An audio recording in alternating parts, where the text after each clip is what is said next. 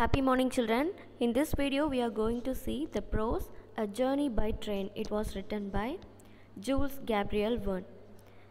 Term 3 la idu namakku first prose. So in the prose oda name vandu A Journey by Train. இது யார் எழுதியிருக்கா அப்படின்னு பார்த்தா joules Gabriel Verne. இவர் தான் author. So டைட்டிலும் author name அப்படிங்கிறது ரொம்ப important. Jules Gabriel Verne 8th February 1828 to 24 March 1905 was a French novelist, poet and playwright. Jules Gabriel Verne இவர் வந்து February 8 பிறந்திருக்காரு. எந்த வருஷம் அப்படின்னு பார்த்தீங்கன்னா 1828 March 24 வந்து அவருடைய டெத் நடந்திருக்கு 1905. இவர் வந்து ஒரு French novelist and poet. Poem எழுதினாலே அவர் போயட் அப்படின்னு நமக்கு தெரியும். ஸோ இவர் ப்ரோஸ் மட்டும் இல்லை, இந்த மாதிரி பிளேஸ் மட்டும் இல்லாமல் போயம் நிறையா எழுதியிருக்காரு and play right. Verne wrote a widely popular series of scrupulously researched adventure. இப்போ இவர் வந்து நிறைய அட்வென்ச்சர் நாவல் எழுதுறதுல கொஞ்சம் திறமை வாய்ந்தவராக இருந்திருக்காரு. Including journey to the centre of the earth, இது வந்து 1864 எழுதியிருக்காரு. And 20,000 leagues under the sea, இது 1870s எழுதியிருக்காரு. And around the world in 80 days 1873 எழுதியிருக்காரு.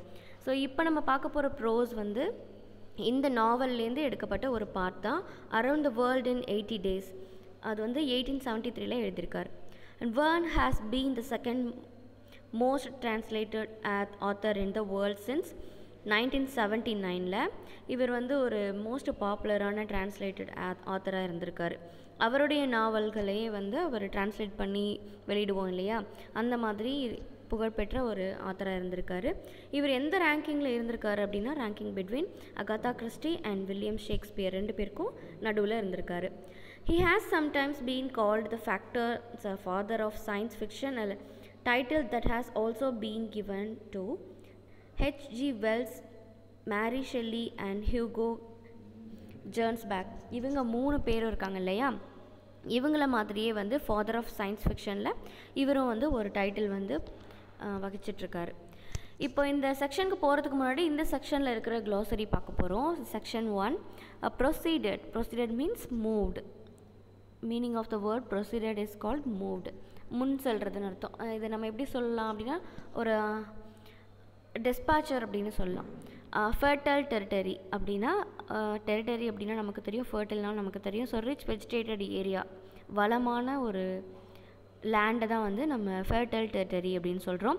லோக்கோமோட்டிவ் அப்படின்னா ரயில்வே என்ஜின் அர்த்தம். நீராவி என்ஜின் அப்படின்னு முன்னாடிலாம் சொல்லிகிட்ருப்பாங்க இல்லையா, அதுதான்.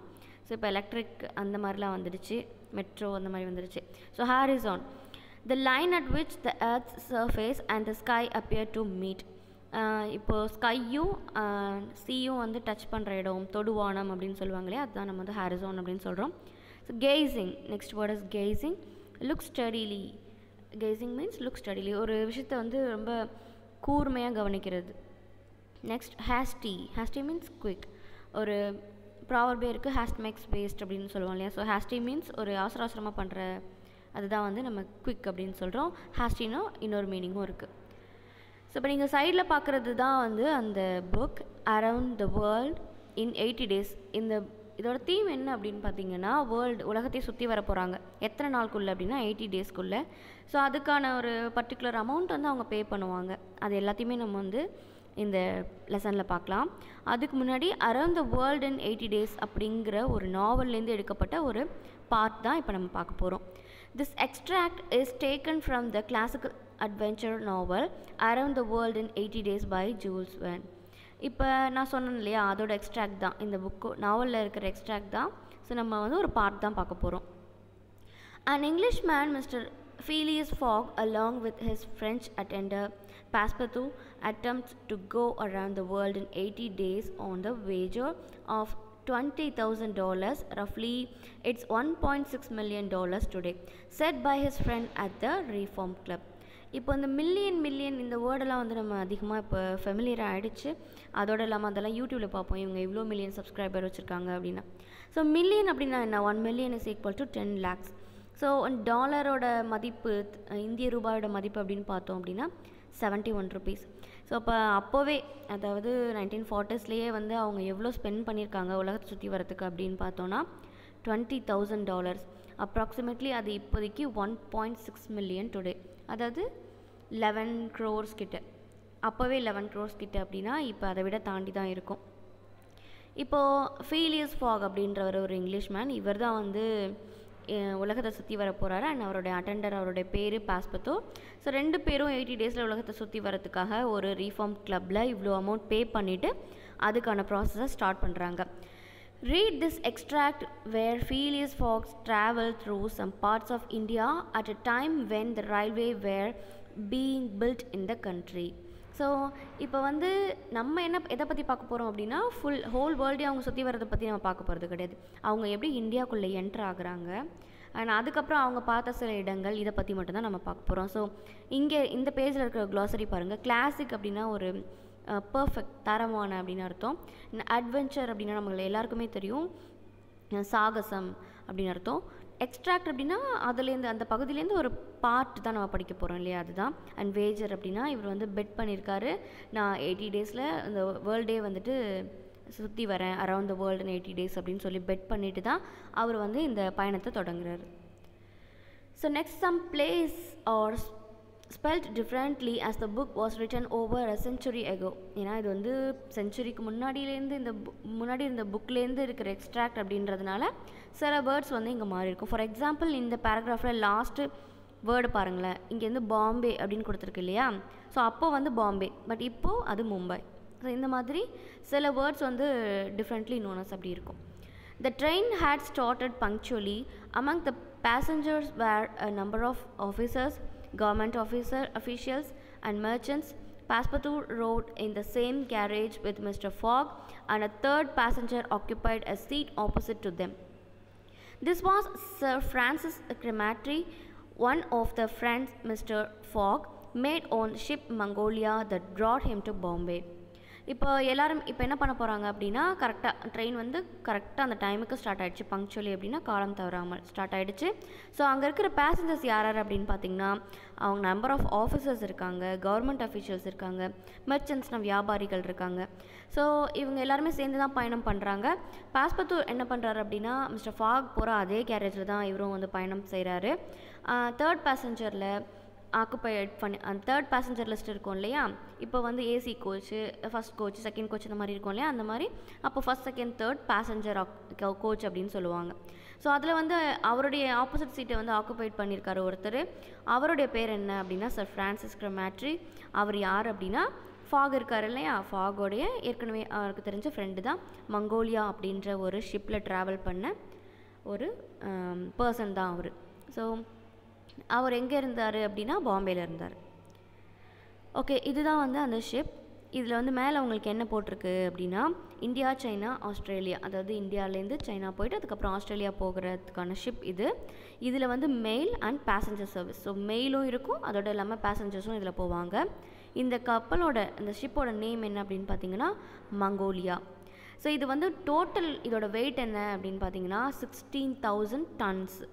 ஸோ இதில் வந்து 13,000க்கு மேலே பேசஞ்சர்ஸ் அண்ட் மெயில் வந்து ட்ராவல் பண்ணாங்க அப்படின்னு உங்களுக்கு இங்கே அட்டாச் பண்ணியிருக்கேன் இந்த file. An hour after leaving Bombay, the train has passed the bridges and the island of Salchet and had got into the open country. இப்போ என்னாச்சு, ட்ரெயின் மூவ் ஆகி ஒரு 1 hour ஆகிடுச்சு. அதுக்கப்புறம் அந்த ட்ரெயின் வந்து என்ன பண்ணுது, பிரிட்ஜஸை க்ராஸ் பண்ணுது, ஒரு ஐலாண்ட் ஆஃப் சால்செட் அப்படின்ற ஒரு பிளேஸு. ஸோ அந்த ஐலாண்டை க்ராஸ் பண்ணுது. அதுக்கப்புறம் வந்து கண்ட்ரியை விட்டு கொஞ்சம் தூரமாக தள்ளி போகுது. அவங்க மூவ் பண்ண டிஸ்பேச்சர்லேருந்து கண்ட்ரியை விட்டு தள்ளி போயிட்டுருக்கு. So during the night the train left the mountains behind and passed Nasik and the next day proceeded over the flat, well cultivated country of the Khantesh with its straggling villages above which rose the towers of temples. This fertile territory is watered by many small rivers and clear streams, mostly tributaries of the Godavari. இதில் இருக்கிற glossary பாருங்கள். ஸ்ட்ராக்லிங் அப்படின்னா இங்கிட்டு செதறி கிடக்கிறது அப்படின்னு அர்த்தம். So tributary அப்படின்னா அதோடைய பிரான்ச்சஸ், கிளை நதிகள் அப்படின்னு சொல்லலாம். ஸ்ட்ரீம் இது நம்ம வந்து லாஸ்ட் டைம்லேயே பார்த்துருக்கோம், அப்படின்னா ஓடைன்னு அர்த்தம். ஓகே, இப்போ என்ன ஆகுது அப்படின்னா, அது வந்து ஐலாண்டை க்ராஸ் பண்ணிடுச்சு, பிரிட்ஜஸ் க்ராஸ் பண்ணிடுச்சு, அதுக்கப்புறம் மவுண்டெயினை க்ராஸ் பண்ணுது. ஸோ இது ஒவ்வொரு இடத்துலையும் நமக்கு வந்து நம்மளுக்கு வந்து எக்ஸ்பிளைன் பண்ணுறாங்க இந்த ப்ரோஸில்.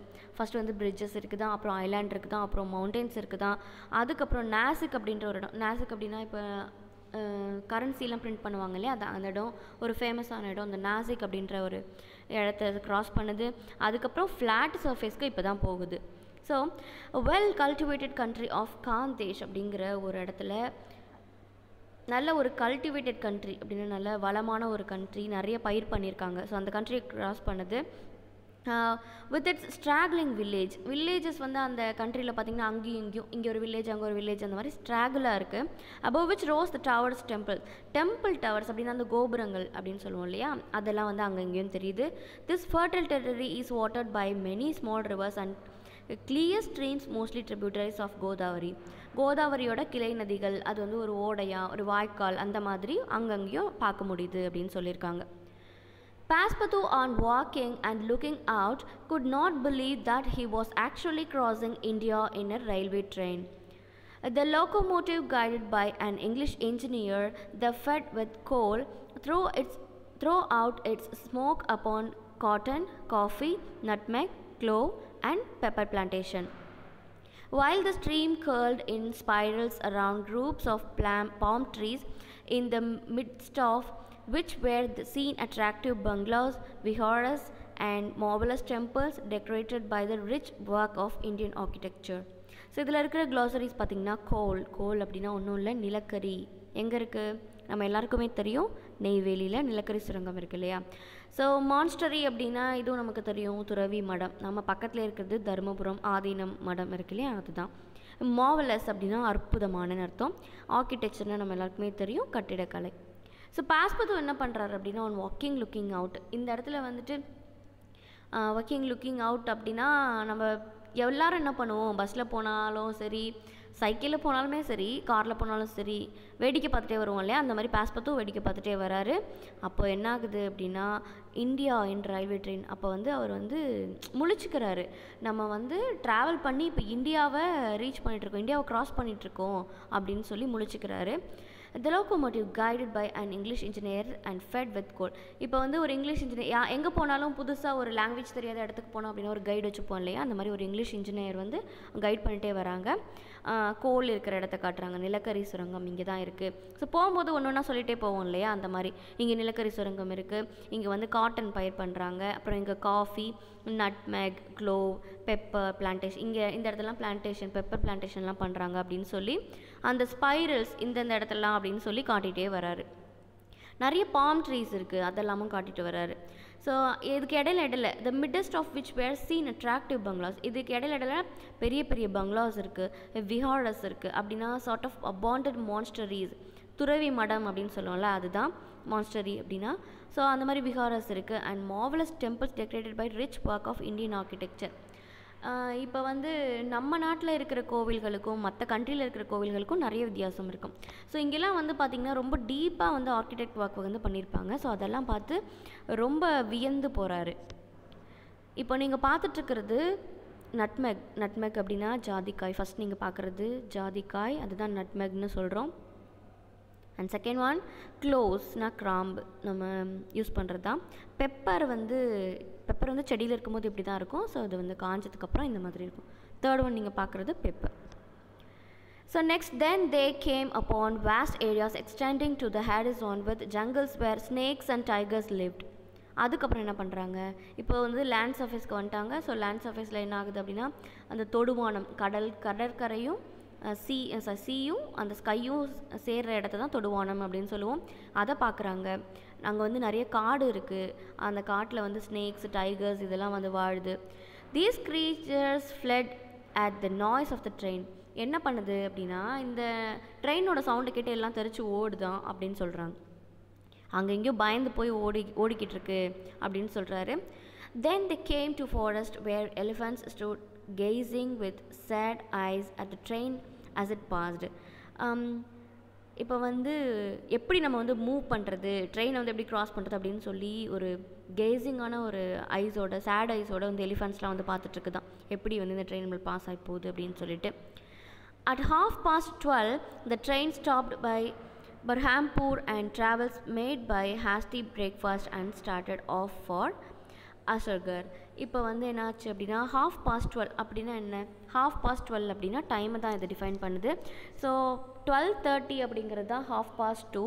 அது மட்டும் இல்லாமல் இப்போது 1/4 அப்படின்னா 12:15, 1/4 அப்படின்னா 12:45. இந்த மாதிரி தான் நம்ம டைம் வந்து மென்ஷன் பண்ணுவாங்க. ஸோ இந்த மாதிரி தான் நம்மளும் கால்குலேட் பண்ணோம். நம்ம வந்து 10, 12, 12:15, 12:30 அந்த மாதிரிலாம் சொல்லக்கூடாது. ஸோ 12:30 அப்படின்னா 12:30ன்னு அர்த்தம். இந்த ட்ரெயின் வந்து அந்த பர்ஹாம்பூர் அப்படின்ற இடத்துல ஸ்டாப் பண்ணுறாங்க. ஏன்னா எல்லாருமே சாப்பிடணும் இல்லையா, அதனால. ஸோ ட்ராவலர்ஸ் என்ன பண்ணுறாங்க அப்படின்னா அவங்களுடைய பிரேக்ஃபாஸ்ட்டை அவசரமாக முடிச்சுட்டு அதுக்கப்புறம் வந்து அடுத்தது அசர்கர் நோக்கி பயணம் பண்ணுறாங்க. Now they travelled along the banks of small rivers Tapti. Tapti அப்படின்றது ஒன்றும் கிடையாது, தபதி அப்படின்னு தமிழில் சொல்லணும் இல்லையா, அதான் வந்து இங்கிலீஷில் தப்தி அப்படின்னு உங்களுக்கு மென்ஷன் பண்ணியிருக்காங்க. அந்த தப்தியோட பேங்க் சைடில் தான், பேங்க்ஸ் அப்படின்னா ஆற்றங்கரை அப்படின்னு சொல்லுவோம், அந்த ஆற்றங்கரையில் தான் இப்போ நம்ம ட்ராவல் பண்ணிகிட்ருக்கோம். Which empties into the gulf of Cambay near Surat. இப்போ சூரத் அப்படின்ற ஒரு ஏரியா பக்கத்தில் இருக்கிற கல்ஃப் ஆஃப் கேம்ப்ரி, கல்ஃப்னா வளைகுடா அப்படின்னு தெரியும். ஸோ கேம்ப்ரின்ற ஒரு வளைகுடாவில் விச் எம்டிஸ்னால் கலக்குது, அந்த ஆறு போய் கடலில் கலக்கும் இல்லையா, அதுதான் வந்து எம்டிஸ்ன்னு சொல்லுவோம். எம்டிஸ்னால் தேர் இஸ் நோ ஒன் அப்படின்னு எடுத்துக்கக்கூடாது, தேர் இஸ் நத்திங் அப்படின்னு எடுத்துக்கக்கூடாது. ஸோ எம்டிஸ் அப்படின்னா கலக்கிறது. ஸோ அந்த கேம்ப்ரி வளைகுடாவில் அந்த ஆறு போய் கலக்குது, தப்தி ரிவர் வந்து கலக்குது இல்லையா, அதுக்கு பக்கத்தில் சூரத் கிட்டக்க நம்ம வந்து இப்போது ட்ராவல் பண்ணிகிட்ருக்கோம். Then towards evening the train entered the valleys of the Satpur mountains which separate the Khandej from Bundelkhand. It was 3 in the morning. So இதுக்கப்புறம் எங்கே போகிறோம் அப்படின்னா திரும்பவும் மவுண்டைன், ஃப்ளாட் சர்ஃபேஸ்லேருந்து திரும்பவும் மவுண்டைன் போகிறோம். அதுக்கு பேர் சத்பூர் மவுண்டைன். எது வந்து காந்தேஷ்லேருந்து கொஞ்சம் தள்ளி இருக்கிற மவுண்டைன். இது எங்கே இருக்குது அப்படின்னு கேட்டோம்னா பந்தல்கண்ட் அப்படின்ற ஒரு இடத்துல இருக்குது. அப்போது அவங்க ட்ராவல் பண்ணும்போது டைம் என்ன ஆகுதான், மார்னிங் 3 ஆகுதான். ஸோ விடிய காலையில் 3 மணி ஆகுது அப்படின்னு சொல்கிறாங்க. ஸோ ஜங்கிள் அப்படின்னா it's a deep forest, creature அப்படின்னா உயிரினம், எம்டி அப்படின்னா கலக்கிறதுன்னு அர்த்தம். 12:30 அப்படின்னா நான் already told you it's 12:30. So it's over here. We will see in the next video. Thank you.